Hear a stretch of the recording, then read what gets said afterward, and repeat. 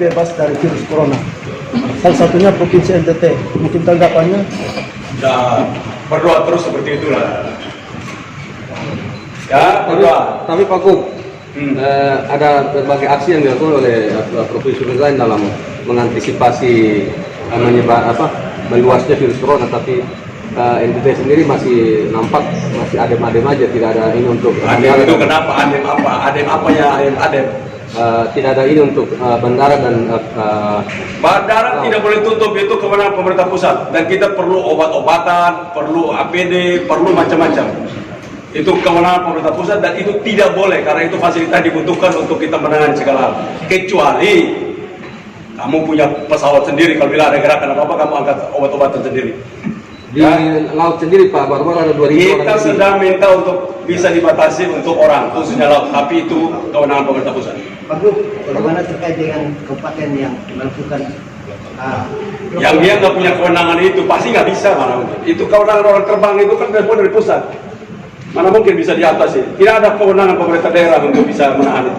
terkait dengan karantina daerah seperti apa Pak? Belum bisa, itu semua kewenangan pemerintah. Khusus untuk bencana sampai pada status darurat sipil seluruh pemerintah pusat. Ya. Terkait rencana Presiden untuk melakukan darurat sipil, bagaimana? Ya kalau dia putuskan maka itu pasti dijalankan.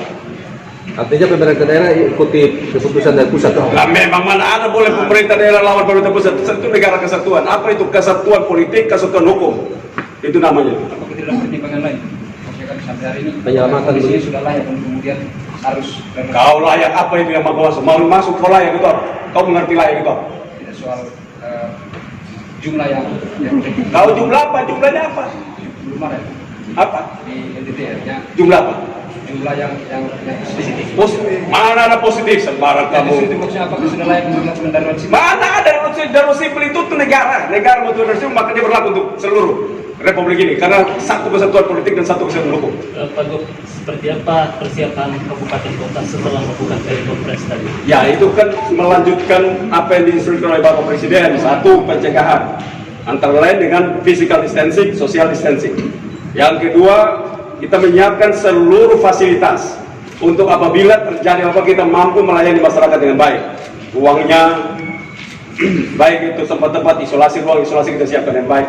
Seluruh ruang rumah sakit kita siapkan baik.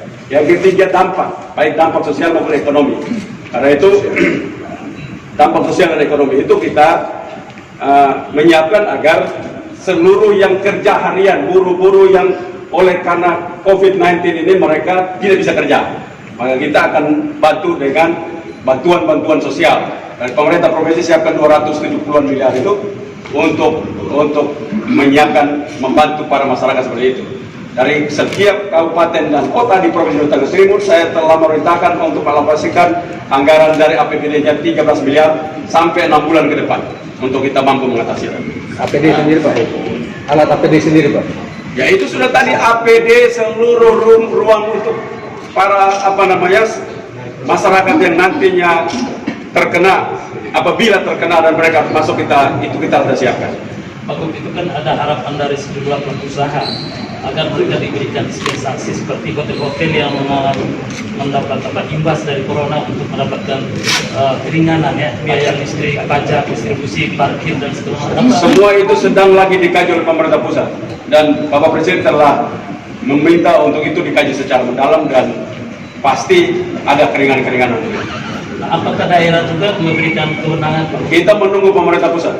Nah, maksud saya apakah daerah juga diberikan kewenangan untuk melakukan pengadaan alat pelindung diri sendiri? Oh boleh, kita boleh untuk kita sedang memesan itu. Kecuali hal-hal yang seperti alat-alat lab dan segala macam itu harus dilakukan. Pak Kapolda sendiri Pak, bagaimana mengawal instruksi Kapolri untuk mengamankan masalah ini Pak? Ya, jadi untuk instruksi Kapolri ini tentu polisi tidak bekerja sendiri, sebab kita berhadapan dengan masyarakat. Maka yang kita lakukan, kita bersama komponen yang ada di daerah, kita melakukan himbauan bersama-sama.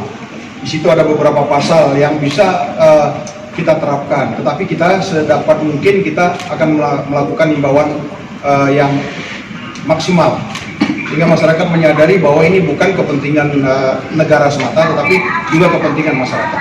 Apakah tidak ada pemberlakuan jam malam? Tidak ada ketentuan jam malam, yang ada adalah kita melakukan kegiatan menghimbau. Dimanapun ada kegiatan malam, pasti kita datangi dan kita himbau. Di Kota Kupang masih ada terjadi kegiatan pesta dan lain-lain, Pak? Itu kita upayakan tidak ada lagi kegiatan seperti itu. Apa dibatasi izin pestanya? Tidak ada. Jadi setiap mengumpulkan orang dalam jumlah banyak itu akan kita larang. Pak Danrem, terkait dengan pengamanan perbatasan, Pak. Baik. Ini kan sudah pemerintah sendiri sudah melakukan lockdown. Bagaimana dengan pengamanan untuk jalur-jalur jalan tikus yang bisa memungkinkan orang melalui lintas? Ya.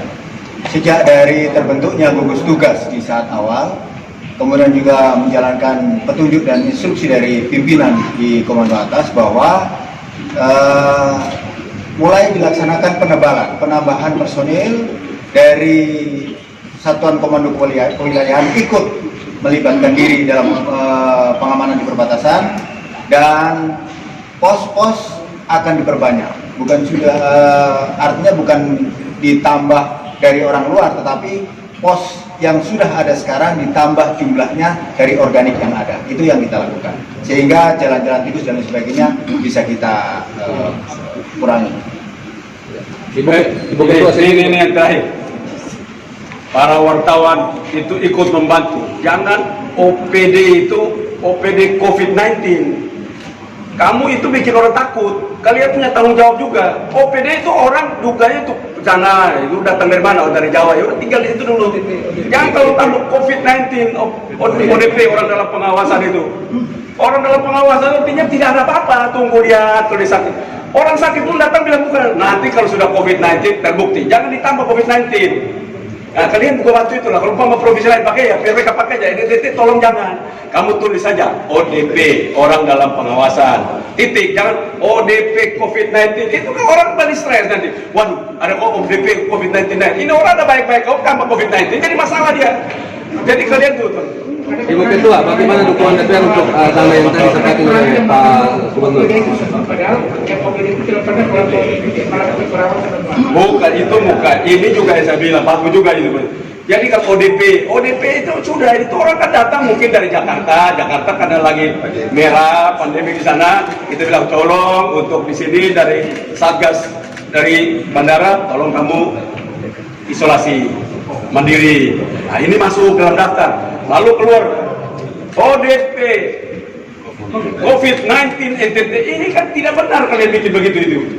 Betul, mungkin provinsi lain bikin begitu. Kalau NTT ya mau jangan kalian bikin takut orang baca gitu, aduh naik terus ini. Orang jadi stres. Nanti kenapa? Kalau orang stres maka imunnya turun. Kamu ikut membantu orang punya imun turun. Kalau orang stres itu kan membuat imunnya turun. Dan imunnya turun, dia yang kena. Padahal sebenarnya dia baik-baik aja. Lo bilang ODP artinya aman-aman saja. Belum, pemerintah diharapkan serius supaya ODP terus tidak ada yang positif. Itu bagus. Orang masuk PDP, pasien di dalam pemantauan COVID-19, tambah lagi COVID-19. Padahal ini orang datang sakit batuk, mungkin radang tenggorokan, atau mungkin dia puasa ada foe atau di mana. Ini kalian pergi tambah lagi begitu. Ini kalian gara-gara ini minta tolong sebagai gubernur atau ketua gugus tugas COVID-19, saya minta untuk kalian mampu juga menjadi bagian membangun rasa optimisme dari masyarakat. Kalian punya tugas. Kami dia ngomong satu, kalian bikin dua, kami pusing sering bantu untuk. Jadi itulah, kami kalau harus bantu juga ya. Oke, terima kasih.